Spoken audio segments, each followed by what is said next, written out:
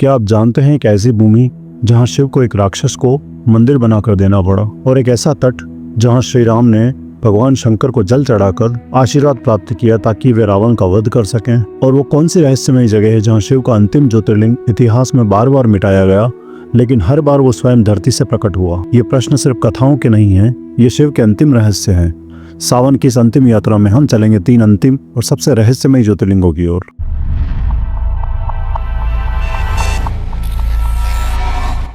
तो आइए मित्रों, आज के पहले ज्योतिर्लिंग नागेश्वर ज्योतिर्लिंग की तरफ बढ़ते हैं। भगवान शिव का यह प्रसिद्ध ज्योतिर्लिंग गुजरात प्रांत में द्वारकापुरी से लगभग 17 मील की दूरी पर स्थित है। इस पवित्र ज्योतिर्लिंग के दर्शन की शास्त्रों में बड़ी महिमा बताई गई है।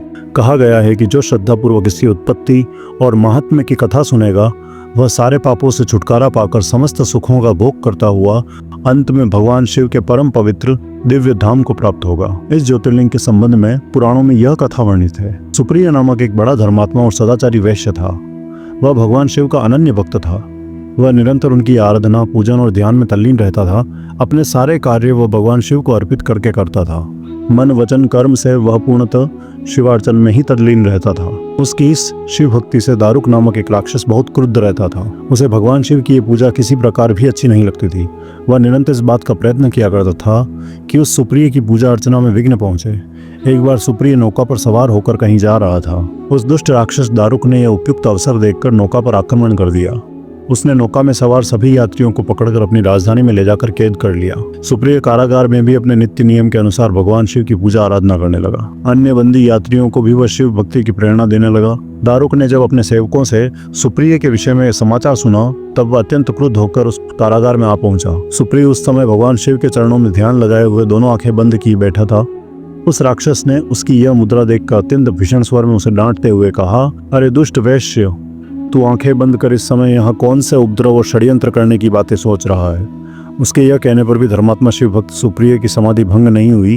अब तो वह दारुक राक्षस क्रोध से एकदम पागल हो उठा।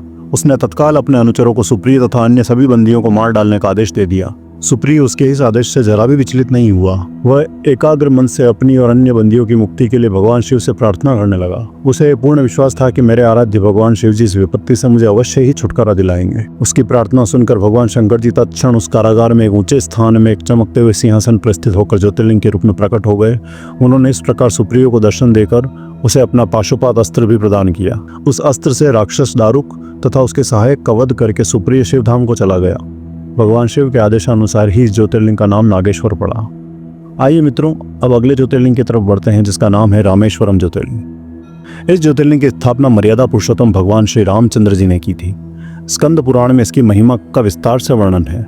इसके विषय में यह कथा कही जाती है, जब भगवान श्री रामचंद्र जी लंका पर चढ़ाई करने के लिए जा रहे थे तब इसी स्थान पर उन्होंने समुद्र की बालू से शिवलिंग बनाकर उसका पूजन किया था। ऐसा भी कहा जाता है कि इस स्थान पर ठहरकर भगवान राम जल पी रहे थे और आकाशवाणी हुई कि मेरी पूजा किए बिना ही जल पीते हो। इस वाणी को सुनकर भगवान श्री राम ने बालू से शिवलिंग बनाकर उनकी पूजा की तथा भगवान शिव से रावण पर विजय प्राप्त करने का वर मांगा। उन्होंने प्रसन्नता के साथ यह वर भगवान श्री राम को दे दिया। भगवान शिव ने लोक कल्याणार्थ ज्योतिर्लिंग के रूप में वहां निवास करने की सबकी प्रार्थना को भी स्वीकार किया। तभी से यह ज्योतिर्लिंग यहाँ विराजमान है। इस ज्योतिर्लिंग के विषय में एक दूसरी कथा इस प्रकार कही जाती है। जब भगवान श्री राम रावण का वध करके लौट रहे थे तब उन्होंने अपना पहला पड़ाव समुद्र के उस पार गंधमादन पर्वत पर डाला था। वहां बहुत से ऋषि और मुनिगण भगवान श्री राम दर्शन के लिए उनके पास आए। उन सभी का आदर सत्कार करते हुए भगवान राम ने उनसे कहा कि पुलत्स्य के वंशज रावण का वध करने के कारण मुझ पर ब्रह्म हत्या का पाप लग गया है। आप लोग मुझे इससे निवृत्त होने का कोई उपाय बताइए। यह बात सुनकर वहां उपस्थित सारे ऋषि मुनियों ने एक स्वर से कहा कि आप यहाँ शिवलिंग की स्थापना कीजिए, इससे आप ब्रह्म हत्या के पाप से छुटकारा पा जाएंगे। भगवान श्री राम ने उनकी ये बात स्वीकार कर ली और हनुमान जी को कैलाश पर्वत जाकर वहां से शिवलिंग लाने का आदेश दिया। हनुमान जी तत्काल ही वहां जा पहुंचे, किंतु उन्हें उस समय वहां भगवान शिव के दर्शन नहीं हुए। अतः वे उनका दर्शन प्राप्त करने के लिए वहीं बैठकर तपस्या करने लगे। कुछ काल पश्चात शिव जी के दर्शन प्राप्त कर हनुमान जी शिवलिंग लेकर लौटे, किंतु तब तक शुभ मुहूर्त बीत जाने की आशंका से यहाँ सीता जी द्वारा लिंग की स्थापना का कार्य कराया जा चुका था। हनुमान जी को यह सब देखकर बहुत दुख हुआ। उन्होंने अपनी व्यथा भगवान श्री राम से कही। भगवान ने पहले ही लिंग स्थापित किए जाने का कारण हनुमान जी को बताते हुए कहा, यदि तुम चाहो तो इस लिंग को यहाँ से उखाड़ कर हटा दो। हनुमान जी अत्यंत प्रसन्न होकर उस लिंग को उखाड़ने लगे, किंतु बहुत प्रयत्न करने पर भी वह टस से मस नहीं हुआ। अंत में उन्होंने उस शिवलिंग को अपनी पूंछ में लपेटकर उखाड़ने का प्रयत्न किया, फिर भी वह ज्यों का त्यों ही अडिग बना रहा।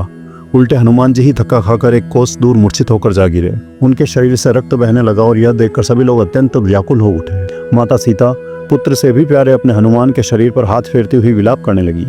मूर्छा दूर होने पर हनुमान जी ने भगवान श्री राम को परम ब्रह्म के रूप में सामने देखा और अंत में हनुमान जी द्वारा लाए गए लिंग की भी स्थापना वहीं पर कर दी गई।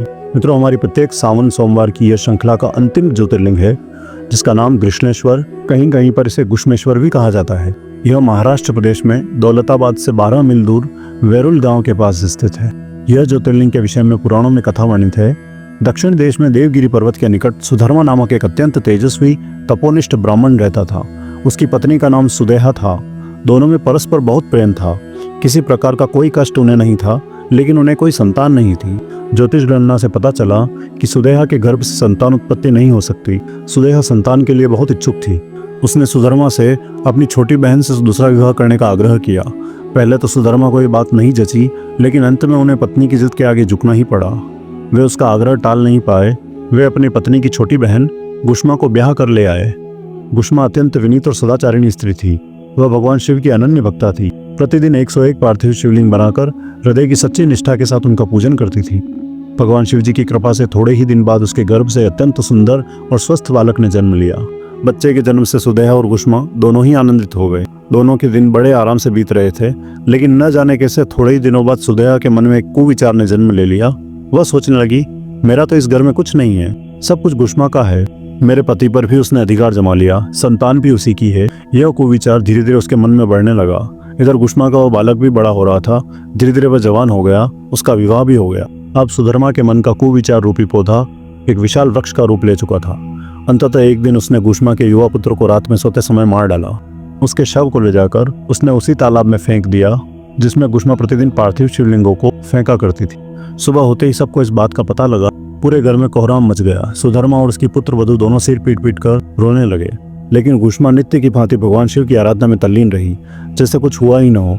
पूजा समाप्त करने के बाद वह पार्थिव शिवलिंगों को तालाब में छोड़ने के लिए चल पड़ी। जब वह तालाब से लौटने लगी, उसी समय उसका प्यारा लाल तालाब के भीतर से निकलकर आता हुआ दिखलाई पड़ा। वह सदा की भांति आकर गुष्मा के चरणों पर गिर पड़ा, जैसे कहीं आसपास से ही घूम कर आ रहा हो। इसी समय भगवान शिव भी वहां प्रकट हुए और गुष्मा से वर मांगने को कहा। वे सुदेहा की घिनौनी करतूत से अत्यंत क्रुद्ध थे और अपने त्रिशूल द्वारा उसका गला काटने को उद्यत दिखलाई दे रहे थे। गुष्मा ने हाथ जोड़कर भगवान शिव से कहा, हे प्रभु, यदि आप मुझ पर प्रसन्न हैं तो मेरी उस अभागिन बहन को क्षमा कर दें। निश्चित ही उसने अत्यंत जघन्य पाप किया है, किंतु आपकी दया से मुझे मेरा पुत्र वापस मिल गया। अब आप उसे क्षमा करें और प्रभु, मेरी एक प्रार्थना है, लोक कल्याण के लिए आप इस स्थान पर सर्वदा के लिए निवास करें। भगवान शिव ने उसकी ये दोनों बातें स्वीकार कर ली।